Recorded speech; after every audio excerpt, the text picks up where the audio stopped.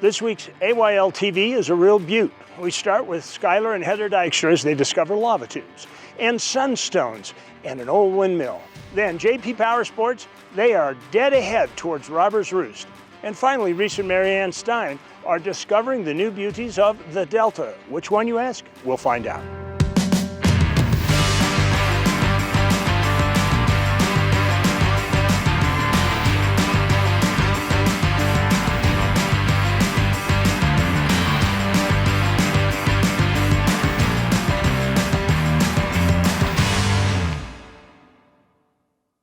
Welcome to AYL TV. I'm Skyler Dykstra. And I'm Heather Dykstra.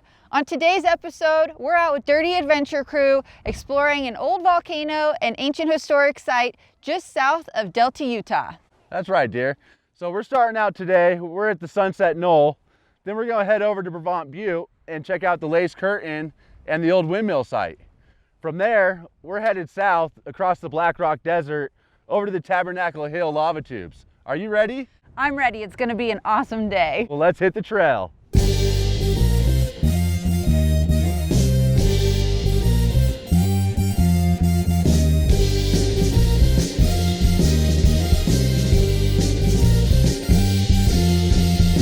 Sunstone Knoll is a great place for rock hounding. These sunstones you can find littered everywhere on the east side of this Sunstone Knoll. This place used to be volcanic vents that erupted 750,000 years ago, creating sunstones, putting deposits of them in what all this black rock is behind us, this volcanic material. These things are actually pretty cool. They're kind of a yellowish color, transparent, and they almost look like a diamond. Like Heather was calling them earlier, diamonds of the desert. Desert diamonds. Yeah.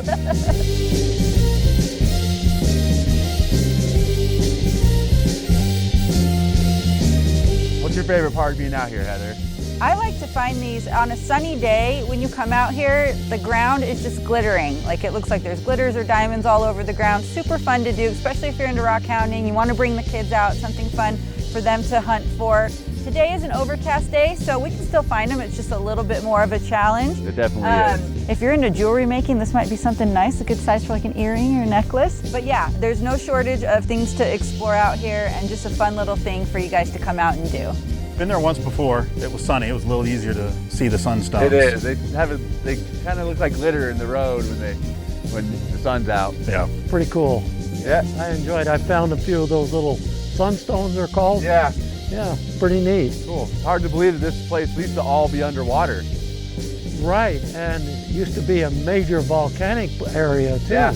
There's 4 different volcanoes in this area from my understanding.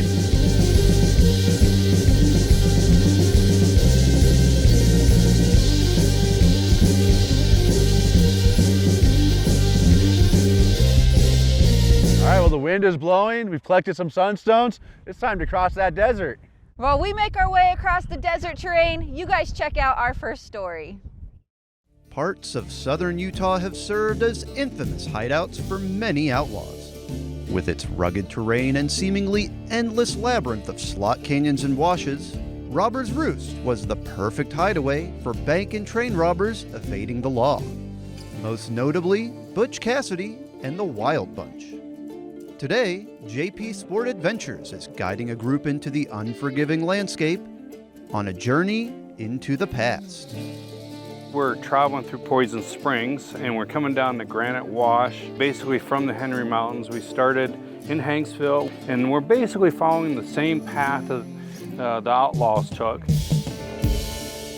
And it wasn't just Butch Cassidy and the Wild Bunch. There's been outlaws in this area since early and mid 1800s. So you're seeing a lot of other signatures too. But it's kind of neat, and as you're going along, you can feel that aura.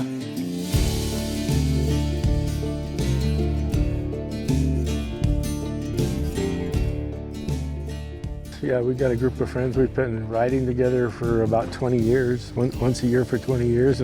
But this one weekend, we spend the whole 3 or 4 days together, so it's fun.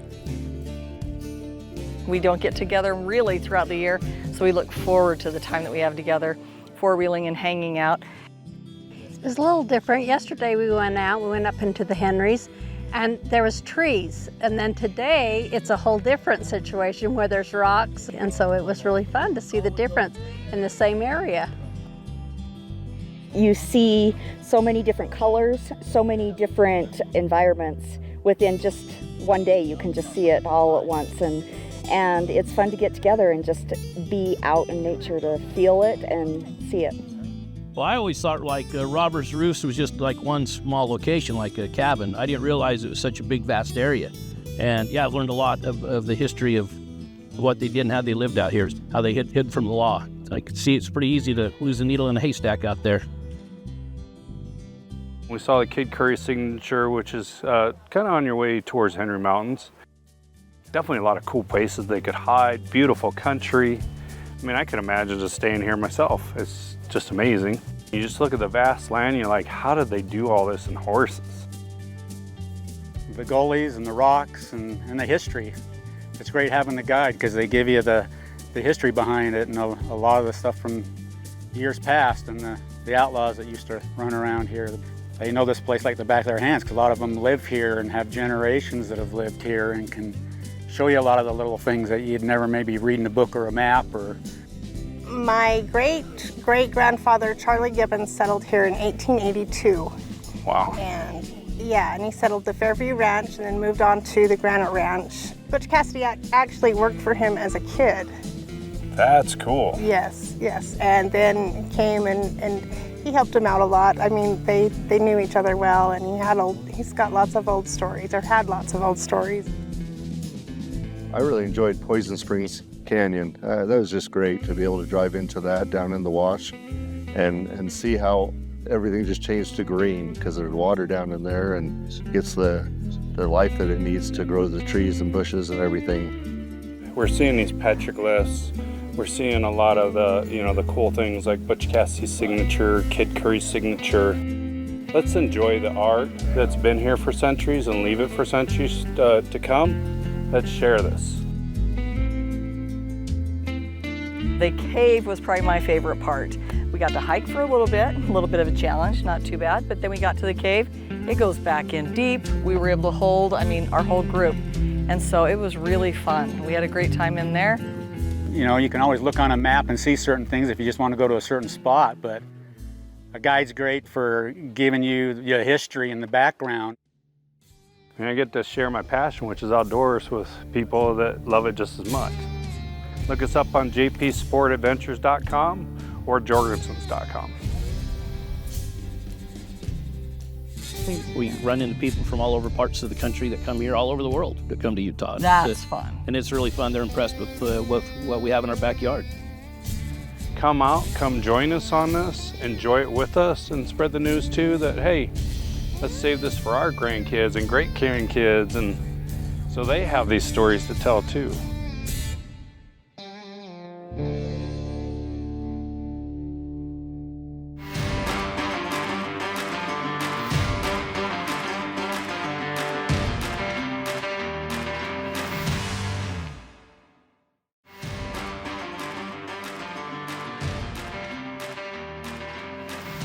Welcome back to AYL TV. We've made it across the desert and we're at our first stop of Pahvant Butte, which is the north side, also known as the Lace Curtain.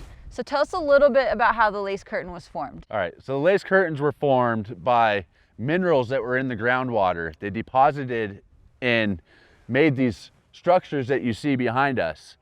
And when the Lake Bonneville used to be here, there's storm waves would crash against the mountain, and that would cause the softer material to erode away, and it left behind what is known as the Lace Curtain. That is so cool. This is beautiful. I can't wait to check out this area. It is. Let's go check it out. All right, let's go.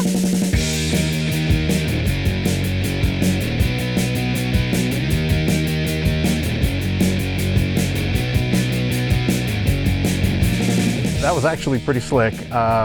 We didn't get stuck in the mud, so that's good. No, that was definitely good. The tri-lake bed was dry. Yeah. Quite dusty. I've got dust everywhere now. Yeah, I do too. I can feel it in my teeth actually. A little extra seasoning for lunch. Yeah. Luckily the wind was blowing sideways, so it was kind of getting out of the way before we had to drive.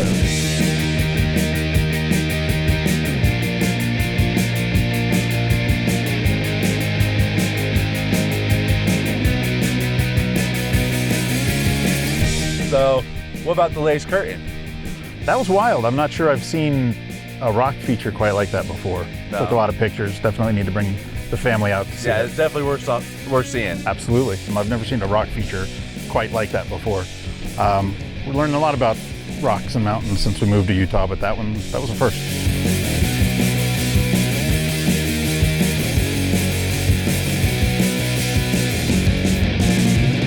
Lace curtain. I haven't seen that before. I've been out here before, but I've never seen it. That's pretty cool. They go on, there's hundreds of them out here. You can follow them all around the valley. You can go up on top of the hill and look, and you just see them as far as the eye can see them. There's all kinds of tubes. I've seen bats, I've seen badgers, I've seen all kinds of varmints, lizards, snakes. Well, and it's really a lot of exploring you can do out here. Awesome. Yeah, we actually just seen a marmot just a minute ago over there on the rock. Yeah, I got a picture of one when I went down into the cave. He was down here, on the grassy area. I got a picture of him.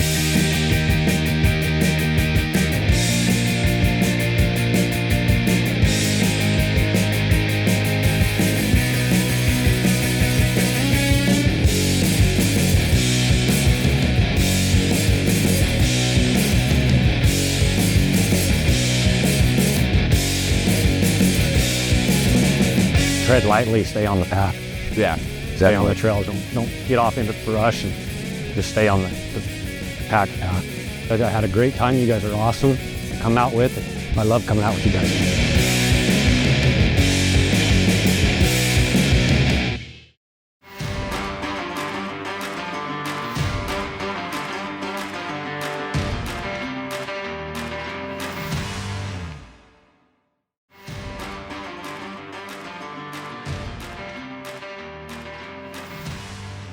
All right, guys, we're still out on trail. We've made it to the top of Pahvant Butte. For those of you who don't know, Pahvant Butte is a dormant volcano, one of 4 in the local area.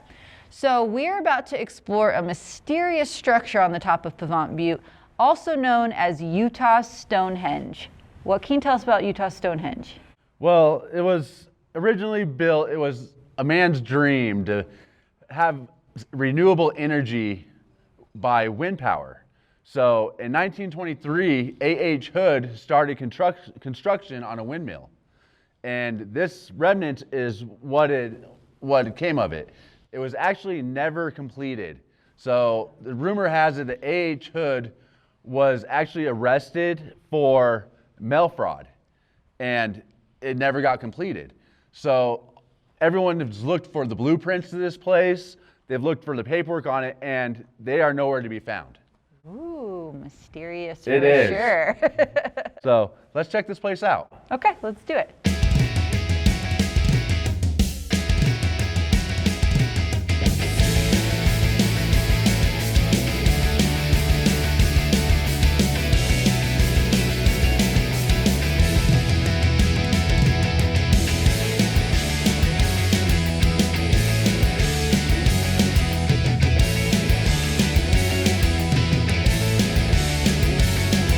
When you're out in the desert, it's very important to be prepared for desert crossings. And how would you prepare yourself? Everybody says water, they're right. In general, I like to think of it as pack in case you have to spend the night, just in case you have a mechanical failure, something unexpected happens. You've got food, you've got water. You may want to bring a little extras for the vehicle depending on how far out you're going. Where we are here isn't too far from any major roads, but never hurts to have a little extra.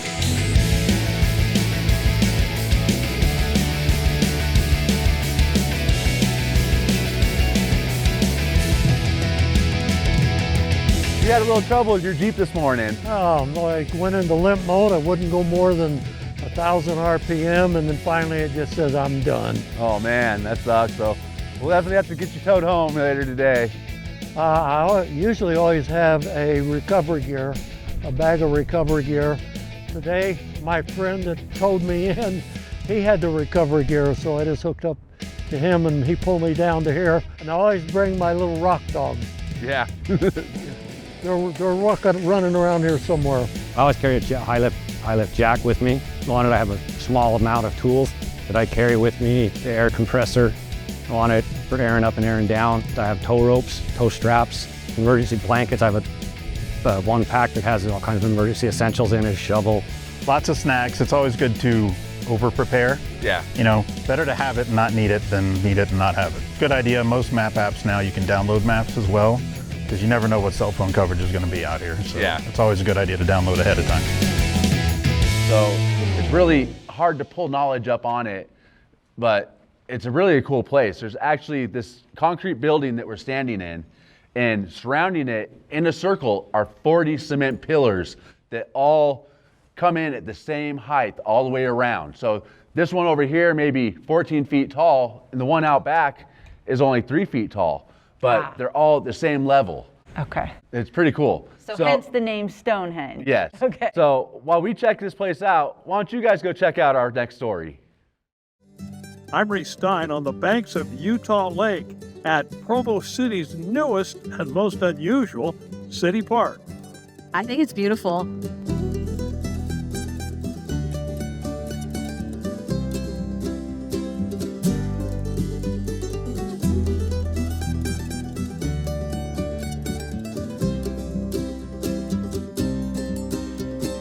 Years ago, the Provo River was channelized and the delta dried out for livestock grazing. 2 years ago, with one bite of the shovel, that changed, and the Provo River flooded the land, restoring the bay, creating a 260-acre wetlands, providing new breeding areas for the threatened June sucker, a fish found nowhere else in the world but Utah Lake. The delta is providing habitat for young June sucker to grow and survive and avoid predation. Chris Kelleher, who oversees the June sucker recovery effort, releases a ceremonial fish into the new delta. Historically, the river channels in Utah have been channelized and really simplified, and that simplified habitat didn't work for June sucker because it didn't provide the right conditions in terms of temperature and food, and it also didn't provide any cover from predators. So this new restored delta provides all of that. While most city parks are grass, much of this 260-acre park is water, to the delight of local kayakers like Bill and April Cox. It's beautiful when you're out in the middle of the lake. You can look around and see these white-capped mountains with the green trees below them, and it's just gorgeous. It feels peaceful and serene. You can hear the birds. The new trailhead at the south end of the park has a launch ramp for non-motorized craft like kayaks, canoes, and paddleboards. It features restrooms, parking, and a pretty fancy bike rack. The delta is open to fishing with restrictions. What do you do out here? Oh, just walk.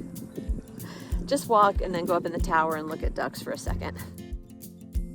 Yeah, the observation tower is at the end of a new mile-long trail around the wetlands. It's popular with bikers, joggers, strollers, and dog walkers.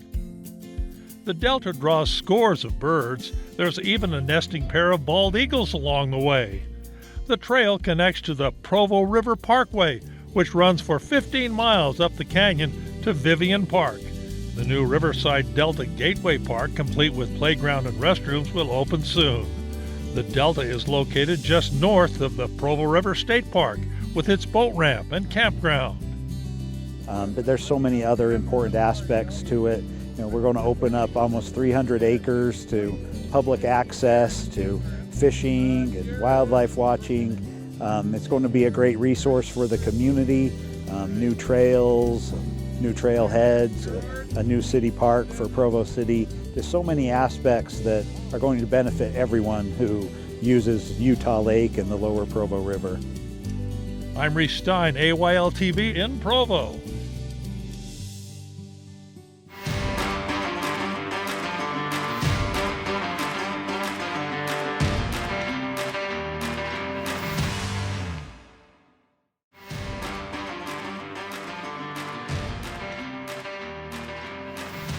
Welcome back to AYL TV. We've made our journey across the Black Rock Desert today. It was an awesome journey. I don't even know if I call it a desert. It was pretty green out there. It was very green today. Beautiful. A little bit windy, but definitely beautiful. Definitely was. So, what were some of the things you enjoyed out there today? So I really love Sunstone Knoll. Love finding those little treasures out in the desert. Pahvant Butte was super cool. The lace curtain is just, it's out of this world. It's so gorgeous. And then loved hearing the history on Utah's Stonehenge. And then we had a chance to see some pretty awesome desert wildlife today as well. Yeah, we did. Yeah, so that horny toad was pretty cool. He was super cool. Good eye on finding him though. So what do you know about these tubes? So obviously they're made from lava running through the mountain, but they were created 10 to 24,000 years ago. Okay. And they were formed as the lake Bonneville was actually receding away. It was shrinking at the time. So while we explore all these lava tubes, why don't you guys go check out next week's show? Next week on AYL TV, we are getting in the dirt with Phil Rawlings and the Delta Classic Rock Crawl. We'll show you one of the most extreme rock crawling competitions in the world, with wild rides, fearless drivers, and the raw power it takes to conquer the course. Plus, how's it scored, how to win, and the awesome history behind the competition. It's edge of your seat action that you're not going to want to miss. Now, let's take a look at our contest winner. This week's contest winner was submitted to us by email by Kara Barnes, and it looks like Kara and her family are the lucky winners of a new Clearly Tough windshield for their rig. Now, Clearly Tough offers the strongest windshields on the market. Visit clearlytough.com for more information. Congratulations, Kara, and be sure to email us at socialmedia@ayltv.com. Message us on Facebook or leave us a voicemail at 801-947-8888 to claim your prize. Now let's take a look at our calendar of events. First up, June 12th through the 14th is the Moab Red Rock Rally, which is the premier side-by-side event in the Moab area. This rally is going to offer some of the best rock crawling in the world, and it's one you just won't want to miss. Then June 25th through the 27th, it's the National ATV UTV Jamboree, which is the longest running ATV jamboree in the world. Come on, take part in the tradition and hit some of the great guided trails in Millard County. Next week's show looks great. We had an awesome time today going across the Black Rock Desert, checking out all the old volcanic activity. Y'all have a great time? Woo-hoo! All right. So, there's one thing left to say. It's a great big world out there. So we encourage you to get out there and create your own adventures you love.